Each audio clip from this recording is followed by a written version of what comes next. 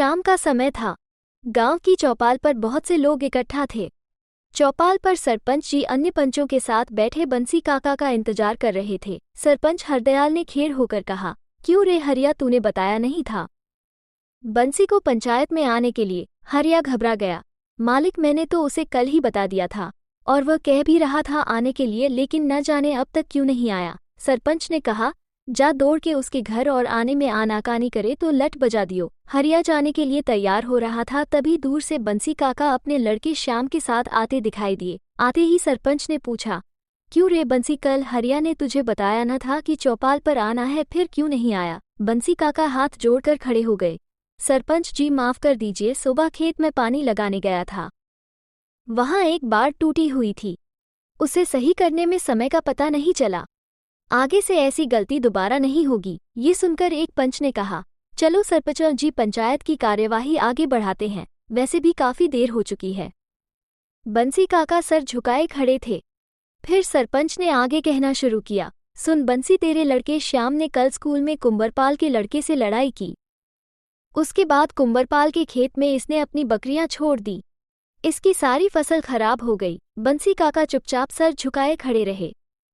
लेकिन श्याम ने जवाब दिया, सरपंच जी, झगड़ा इसके लड़के ने शुरू किया था। इसके लड़के ने मुझसे कहा कि तू गरीब भिखारी स्कूल में क्या कर रहा है, जाकर बकरी चरा। सरपंच ने कुंवरपाल से कहा, कुंवरपाल, तेरा लड़का कहाँ है? बुला, उसे पूछते हैं। कुंवरपाल बोला, सरपंच जी, मेरा लड़के को इसने मारा है, वह तो उठ भी नहीं पा रहा है। सरपंच ने गुस्से में कहा, क्यों रे श्याम, इतनी सी बात पर इतना मारा कि वो खड़ा भी नहीं हो पा रहा है। अब बंसी काका के सब्र का बांध टूट गया। उन्होंने कहा, सरपंच, एक तरफ की बात सुनकर भड़क रहे हो। इसका लड़का अभी भी स्कूल में है, झूठ बोल रहा है। उल्टा इसके लड़के ने दूसरे लड़कों के साथ मिलकर श्याम को पीटा है। देखो।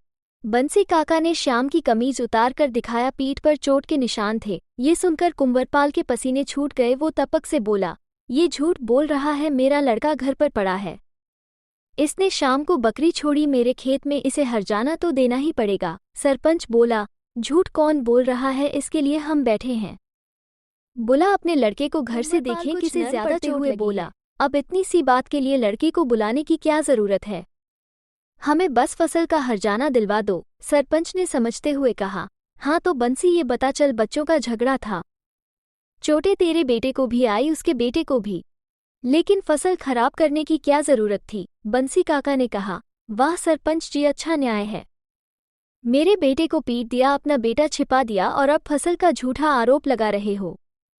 कल बकरी मैं चरा रहा था, ये तो स्कूल से आने के बाद चल भी नहीं पा रहा था। ये सुनकर कुंवरपाल बोला, हाँ तो इसी ने अपने बेटे का बदला लेने के लिए बकरी घुसाई होंगी मेरे खेत में। ये सुनकर सरपंच बोला, बंसी, हर्जाना तो तुझे देना होगा, आखिर फसल खराब हुई है। तभी श्याम बोला, तुम सब पैसे वाले चोर हो, न इसकी फसल खराब हुई है, न इसके लड़के को कोई चोट लगी है, सब हमारी जमीन हड़पने के हथकंडे हैं। बंसी काका ने उसे डांटते हुए बोला, चुप हो जा नालायक, क्या जरूरत थी उससे उलझने की, तेरे ही कारण यहाँ खड़ा हूँ।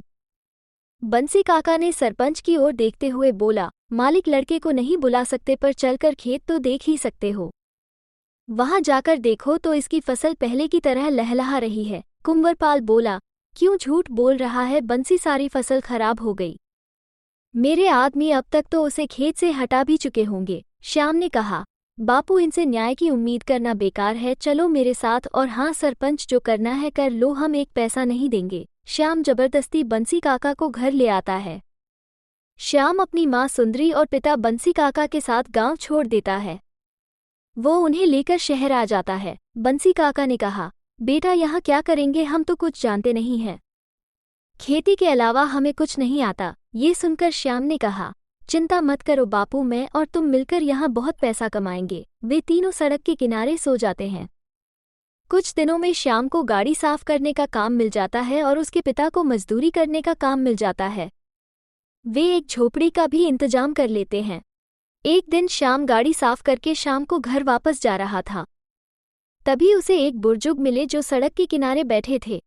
श्याम ने पूछा, बाबा क्या बात है, कुछ परेशान हो? बुजुर्ग ने कहा, बेटा, कुछ लोग मेरा बैग छीन कर भाग गए, मेरे पास घर जाने के भी पैसे नहीं हैं। श्याम कहता है, बाबा कहाँ जाना है आपको? बुजुर्ग उससे कहते हैं, बेटा मुझे बस से जाना है, 100 रुपये लगेंगे। श्याम ये सुनकर उन्हें अपने पूरे दिन की कमाई 100 रुपये दे देता है। बुजुर्ग उससे कहते हैं, बेटा ये तो तुम्हारी पूरे दिन की कमाई थी, अब तुम क्या करोगे? श्याम की आंखों में आंसू आ जाते हैं। वो बोला, बाबा घर न होने का दर्द हम जानते हैं, गरीबी के कारण हमें अपना गांव, खेत और घर सब छोड़ना पड़ा। यहाँ शहर की एक गंदी सी झोपड़ी में रहते हैं, इसलिए मेरे खाने से ज्यादा जरूरी आपका घर पहुंचना है। उसकी बातें सुनकर उस बुजुर्ग ने कहा, बेटा कल इसी समय मुझे यहीं मिलना, आना जरूर, मैं तुम्हारा इंतजार करूंगा। श्याम ने कहा, बाबा 100 रुपये के लिए आप यहाँ तक आएंगे? कोई जरूरत नहीं है, वैसे तो मैं दिन भर यही पास के सिग्नल पर गाड़ी साफ करता हूँ, लेकिन आपकी मदद मैं इसलिए नहीं कर रहा कि मुझे आपसे ये वापस चाहिए। तब उस बुजुर्ग ने कहा, कल फिर बेटा ये पैसे तो मैं तुम्हें वापस नहीं करूंगा, पर एक बार मेरे कहने से मिलना जरूर। अगले दिन शाम को श्याम उसी रास्ते से गुजरा, तभी उसे कल की बात याद आ गई। वो कुछ देर वहां रुका, पर उसे लगा वो तो सब भूल गए होंगे। तभी वहां एक कार आकर रुकी। आलीशान गाड़ी, उसकी पिछली सीट पर वही बुजुर्ग बैठे थे। बेटा मैं तुमसे मिलने आ गया, आ जाओ गाड़ी में बैठ जाओ। श्याम गाड़ी में बैठ जाता है और पूछता है, बाबा कल तो आप 100 रुपये मांग रहे थे, आज आप गाड़ी में? बुजुर्ग ने कहा, बेटा कल भी गाड़ी से आया था, लेकिन यहाँ भीड़ बहुत रहती है, इसलिए मैंने गाड़ी से उतरकर उसे वापस भेज दिया। तभी किसी चोर ने मुझे गाड़ी से उतरते देख लिया और उसने मेरा बैग छीन लिया। मेरे सारे पैसे उसी बैग में थे। आगे बुजुर्ग ने कहा, मुझे अपने घर ले चलो, मैं तुम्हारे माता पिता से मिलना चाहता हूँ। श्याम उन्हें अपने घर के पास ले गया, फिर वो अपने माता पिता को वहीं ले आया। बुजुर्ग ने कहा, आपका बेटे का दिल बहुत बड़ा है, इसने मेरी मदद की थी खुद भूखे रहकर। वे बुजुर्ग तीनों को अपने आलीशान बंगले में ले गए। श्याम के माता पिता को उन्होंने घर की देखभाल का जिम्मा सौंप दिया और श्याम का दाखिला स्कूल में करा दिया। कुछ दिन बाद बुजुर्ग उन तीनों को लेकर उनके गांव पहुंच गए। वहां उन्होंने उनका घर और खेत, जिस पर सरपंच ने कब्जा कर रखा था, उसे छुड़ा दिया। गांव में एक आदमी को उनके घर और खेत की जिम्मेदारी का काम दे दिया। गांव वाले हैरान थे कि गरीब बंसी काका और उनका बेटा श्याम इतने अमीर कैसे हो गए। उसके बाद बंसी काका अपनी पत्नी और श्याम के साथ महीने में एक बार अपने गांव जाने लगे। कभी कभी वो बुजुर्ग भी उनके साथ होते। शिक्षा, अच्छे कर्मों का फल अच्छा ही मिलता है।